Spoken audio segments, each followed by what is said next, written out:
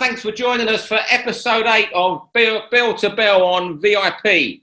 I'm Steve Lillis. This week we don't just have my pal John Evans as a guest. Not that John's a guest, he's like a co-presenter, isn't he? You know, he's a bit more than that. He's a bit more important than that. But alongside him is one of my guy I saw box, and I've only known him for 6-7 years, but he's a great pal of mine. And I mean it. I don't see enough of him. And he's one of my former partners in crime at Box Nation. The former WBO Super Featherweight champion and a brilliant pundit who we don't see enough on air. And I'm not just saying that because he's a pal. It's criminal he's not on BT Sport right now, and I'll say that. Barry Jones. Great to have you on the show, Barry, and I appreciate you coming on. And just thinking there earlier on today about the Box Nation days, they were something else, weren't they? You had to mate, unbelievable. In the studio to believe it, didn't you? It was just the maddest of times, wasn't it? You literally it was like our own little show. We just did what you wanted, and Steve just came up with ideas on the fly, and me and you would just talk absolute rubbish and talk over each other, and it didn't matter. And I was looking for some photos recently, and I'll send them to some funny ones where we had some fighters in the studio. Me and you were jumping all over them, and feeding each other chocolate. It looks a little bit. Suspect to say the least. Well, John knows. John's a Box Nation boy as well. I used to love it. You were on that shit show. What was that shit, John? What was that shit show you were on? What was that one? Oh, that's long gone. That's gone off the planners. That Box Nation shows everything, but it doesn't show our show on repeat. It shows everything else. Oh, it was bad, but it wasn't that bad. It used to be great. You used to turn up on a Friday and you wouldn't know who was in that little green waiting room, would you? It could be anybody. That's right, man. The best day ever, or the worst day for me, was just before Christmas about 4 years ago, and you hit me with a little body shot, Barry. Do you remember? Oh, yeah. and you couldn't say nothing because you're thinking, if I say Barry Jones hurt me, that's my reputation right on the pan. Oh, brilliant! Great. I gotta say, I did it to Danny Flexen once as well.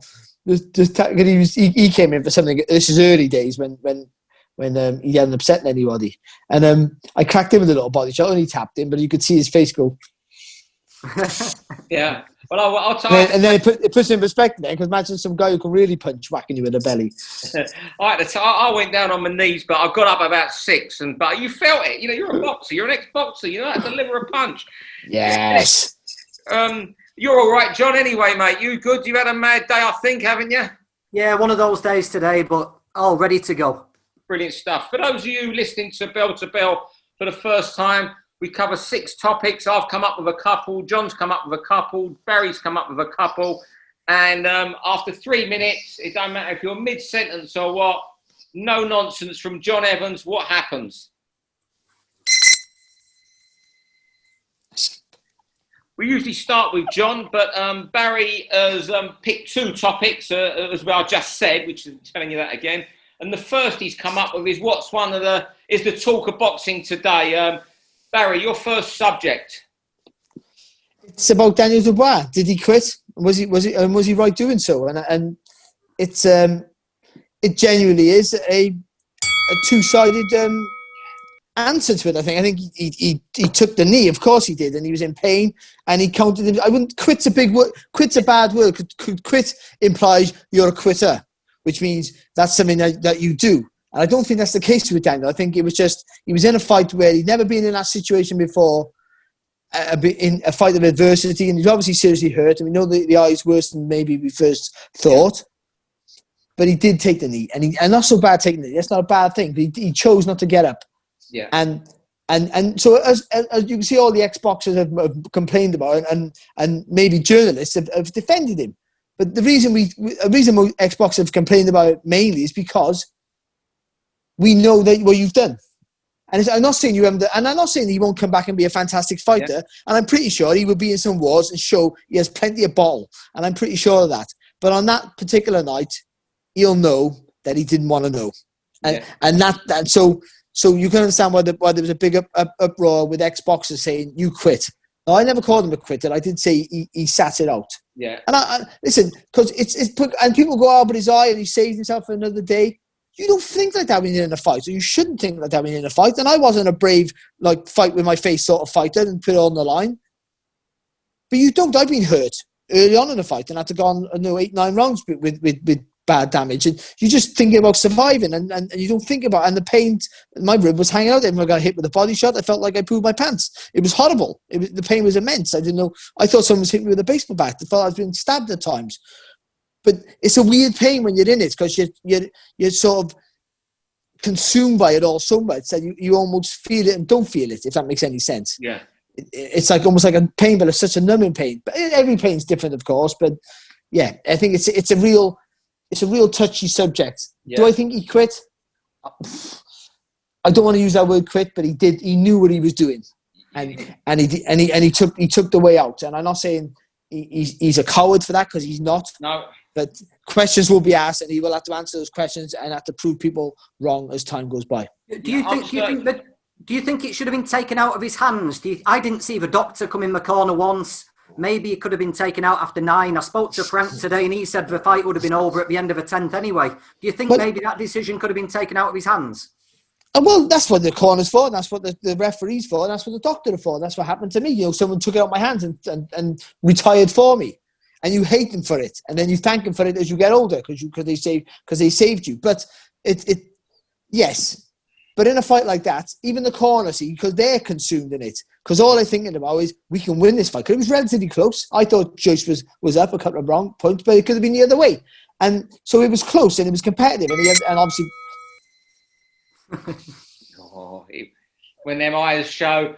John, your first topic. Yeah, we're going to go with the jab. We're constantly told it's the most important punch in boxing. I think that's because people say it sets everything else up from it.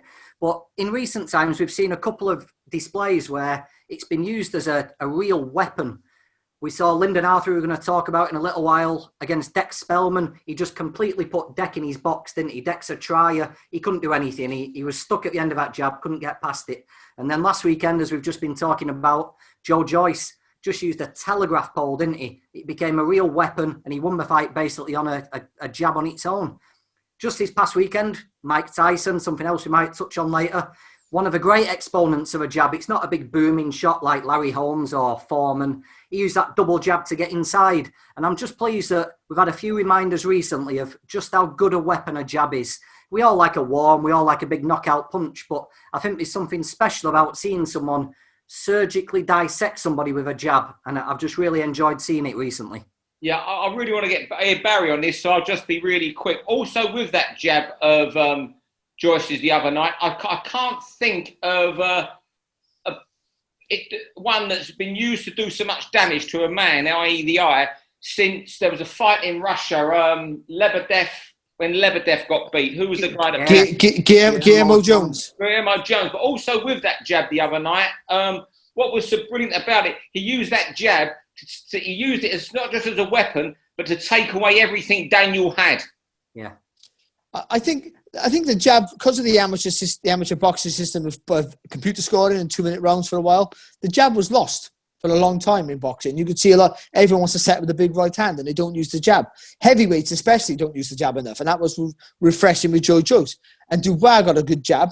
But as we've seen how effective a jab can be, we've seen how when you take a jab away, which what Joe Joyce did to Daniel Dubois, how ineffective your attacks can be. That's what was really impressive the other night. He used his jab to full effect, but he took away the jab of Daniel Dubois by little movements of his feet. And once he took that jab away, Dubois couldn't get in. Because it's not only a scoring shot, as you've said already, it's your gateway into combinations, your gateway to closing the distance, finding a gap and setting up the bigger shots, especially as a heavyweight, because you hit them on the chest, you stop their movement, you double jab them, you move them back. It's physical weight. So the jab's the most important weapon. Everything goes behind the jab.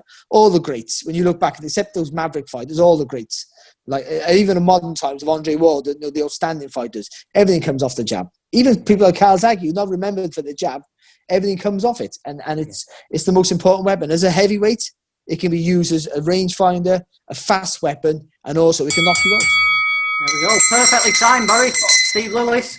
But my first one, the hard yards. We're going to look at Yard Arthur. Is Anthony Yard going to have some hard rounds this week?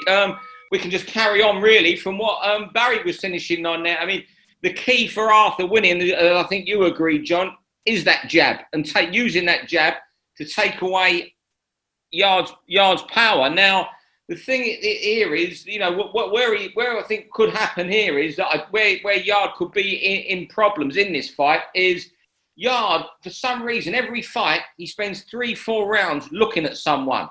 He even did it against Dex Spellman. And Arthur's the sort of guy who will just stick to pure boxing, and he'll rack up those early rounds. It's a fight that absolutely fascinates me. And I think Yard has got to start a lot quicker. I'm not writing him up by any stretch. I can just look, I'm just maybe edging just towards him, but I think that he's got to start a lot quicker than he has in virtually any fight that we've seen him in recently. And I think you know, one thing in Yard's favour, Arthur makes a lot of talk about having gone 12 rounds twice, and he's right. You know, against Amin, which was a hard fight, and against Dex Spellman. But that experience in Russia, what Yard had, was something else. And also, what makes me point towards Yard, I think he would have done a lot. I know, you know, it's hard to compare. He did this, who did what. It's like my dog's got 100 spots, yours has got 101. I think he would have got a Nim out the way there last year. Yeah, I can't wait for this. You know, maybe being a little bit biased because I've seen London so much, but Yard's a favourite. Yeah, there's no argument with that. Yard steps off as a favourite. Like you just said though, Steve, if Yard starts off slow, Lyndon is a rhythm fighter. If Lyndon's allowed to get into his rhythm, find his range with that jab, this could turn into a real hard night's work for Arthur. I also think Arthur's power's been underestimated. I know it's only at a certain level. He's got a tremendous right uppercut. If Yard gets desperate, lunges in, Yard's going to find him with that uppercut. Yard starts as a favourite, but I think this is a real fight. I can't wait for it. It could go either way. I think that Lyndon Arthurs has a beautiful jab. I think he needs a bit more weight on that jab to stop, like Kovalev did, to stop Yard from jumping into attacks and to stop him trying to nick your space, which is what he does quite well. Yard sits on the back foot, so it's going to be harder for Arthur. Well done, thank you very much. It's going to be harder for Arthur to find the distance for that jab as he normally does. So that's what he does quite well there. Does Anthony Yard? He sits on that back foot and nicks your space with the front. So he's going to have to adjust with his feet a little bit, his distance. But if he can get that jab in, if you can put a bit more weight on it, then it will cause Yard problem. I still see Yard catching up with him though, because at times, I have noticed at times with Arthur, he switches off now and again. He gets a little bit lazy at times. He's a little bit economical sometimes. So there's Just carry on, Barry. Your next topic. Barry, your next topic. Oh no! This topic is the seniors tour. Is it going to be a regular thing? And I'm worried that it's going to be. I would imagine I didn't watch it, that Tyson and Roy Jones thing. I couldn't watch it because there was nothing on that bill or anything that interested me at all. And so will it be a regular thing? If it's done good numbers and nobody got hurt, and I'm glad nobody got hurt, I think it opens the door to horrible stuff. And I think that, listen, two old legends fighting and earning fortunes. I got no problem with them earning fortunes. I'd rather just donate, to be honest. But I got no problem with YouTubers fighting each other. They shouldn't be getting professional licenses. That's my big issue there. But these old men fighting, these old legends, these old greats, what are we going to have? A rematch of Ken Buchanan versus Jim Watt? No, but I'm serious though. Yeah, where does it end? Yeah. How more with these stupid do we get? And then you're going to have people like Joe Karzaki and Robin Reed have a rematch, and there's going to be all rematches in Britain, and Ben and Eubank, and which almost happened, of course, and Collins want to get involved, and all the things like that, and Bruno's going to want to box Lennox Lewis again, but the thing is, it's dangerous for any boxer, but it's a dangerous sport for guys who've taken a lot of the damage already. To be taking damage in this age, at that age, in your 50s, and all the rest of it, it's an accident waiting to happen. I hope it stops. I'm with you, Barry. I don't like it. And you hit the nail on the head. The first few words you said there. It depends how the figures add up. If it made money the weekend, there'll be people looking to put this on. Now, I don't think it's got a long-term future. I think, shall we say, the arse would drop out of it pretty quickly because people would see what it's for. But anything involving people like Lennox Lewis, Evander Holyfield, Mike Tyson over the next 12, 18 months in this, and I don't think Lennox would do it. He's got pots of money. He's enjoying a great laugh in Vegas. You know, he does. He pops up every so often on TV and talks about boxing. What I can see happening is someone like Mike Tyson getting the horn for it. and he suddenly sees there's another 5-10 million to fight Holyfield, it'll happen. I think it will carry on. I think we still will get them, but I don't think we'll be getting a seniors tour where every 2 months there's one. And where I do think, I wouldn't be surprised if someone tried and put one on over here. And someone like Joe might be tempted to come back. There's ego involved. I hope not. Yeah. Do you know what? Last week we was talking about this, and I was worried that Tyson would look explosive for a few seconds or fast for a few seconds and get made an offer that he couldn't turn down for something dangerous. And actually, he didn't look as bad as you would expect. There were little flashes and glimpses, and that's only going to encourage him to stay involved, isn't it? Eventually, something silly is going to get put on Mike's plate, and I think that's dangerous and sad, to be honest. John, your final topic for episode 8 of Bell to Bell. Yeah, we said boxing, it's the simplest punch can be the most effective earlier, but it's another basic truth that gets overlooked. If you make good matchups, you get good fights. If you put good fighters in together, you get a good result. And surprise, surprise, these tournaments that we're getting these days are just throwing up classic after classic at the moment. This week we get Ryan Walsh and Jazza Dickens. I think it's a surefire hit, isn't it? I don't see any other way it can be anything other than a crowd pleaser and explosive. And it's just the latest in a lengthening line of good matchups and good fighters. Look at some of the fights we've had, just off the top of my head here. We've had Jazza against Lee Wood. We've had Inoue and Donaire. We've had Prograis and Taylor. We've had fighters like Usyk, Taylor, Callum Smith, Breedis, all showing and getting the opportunity to prove that they're the best in the division. Fantastic stuff, these tournaments. Let's get more of them. Let's get more Super Series, more golden contracts, and let's sort out who's the best. Yeah, golden contract final this Wednesday. You've said it all. I'm sure Barry will speak about that. I guess he's commentating in it on Wednesday. And what I will say just briefly about these tournaments, what they're doing, being in these great fights for fighters' profile. Inouye's now a world name. Look at Andre Ward. Before he went into the Super 6, he was fancy, but we knew him as the guy. He'd beaten Edison Miranda. He then beat Kessler, Abraham, Frotch. I think there was another win in there, Alan Green. But that made him a household name in boxing. Before that, he was just a big American prospect, or not a big, a very good American prospect. I mean big in size. I think for me, it encourages the kids to enter the tournament because there's a big lure financially or a contract in it. That's why the golden contract's so good. So you got people who they're not the boxers, but the managers or the handlers wouldn't pit them against these other guys. But now there's a carrot at the end of it. It's worth the risk. Now, losing your undefeated record is not the end of the world. But for marketing purposes, it maybe sometimes can be a stutter step. So these tournaments encourage that. And also, this Wednesday, Bill, it's also on the undercard, there's some there's undefeated fighters boxing each other on the back of it. Do you want to be on this, Bill? Then you've got to fight on it. You're not part of the contract, but you're part of the whole thing. So I think it encourages that. And I think this thing of being undefeated now is it's done. It was a 90s thing that came into it, and it's carried on for way too long, and it means nothing. It means nothing. As Carl Frotch has shown. Carl Frotch, and hopefully Daniel Dubois could show. We could be in 5 years' time talking about Daniel Dubois, and hopefully we are, because it means it's great for British boxing. That the losses he's had has made a great fighter. I just hope Daniel, does that, and proves everybody who's got the doubts wrong and the after-timers. The only good thing about these tournaments, rather than the prize fighters, is they're 10 rounds and not 3 rounds. Yeah. There we go. Right, final one tonight. Something we touched on last week, but I think we need to hear from Barry, the welter kings, Errol Spence, Danny Garcia. Too good a fight not to ignore 2 weeks running.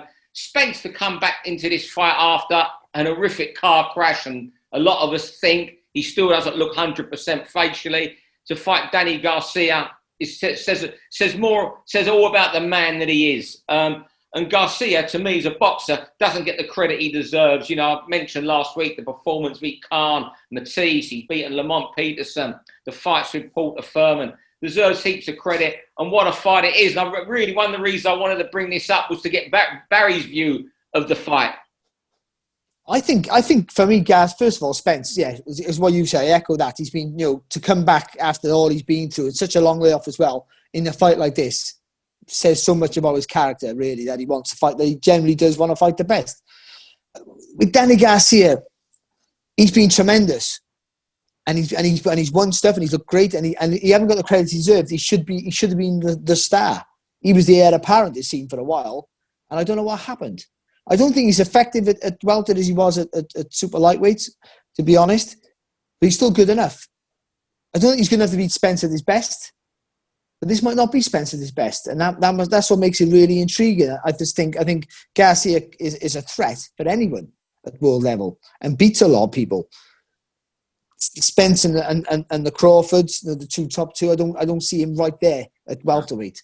So if Spence is anywhere near as good as he was, he does a job, but it's not going to be easy. But it's going to be a great fight because Garcia not only got speed and power, he has bottle, plenty of bottle as well. Takes a good shot, and his work rate's good when he has to. He'll dig deep. You got that lunatic of a father in his corner who will rile him up and get him. Well, no, but he's been so great for him throughout his career. He seems like a nutter. As you said it all the time, Steve. You say it all the time. Takes all the pressure off his son, puts it all on his shoulders, so he's just concentrate on the fighting part. And I think so. Yeah, Danny Garcia has been underrated, but Spence might be a little bit special, and we'll find out Saturday.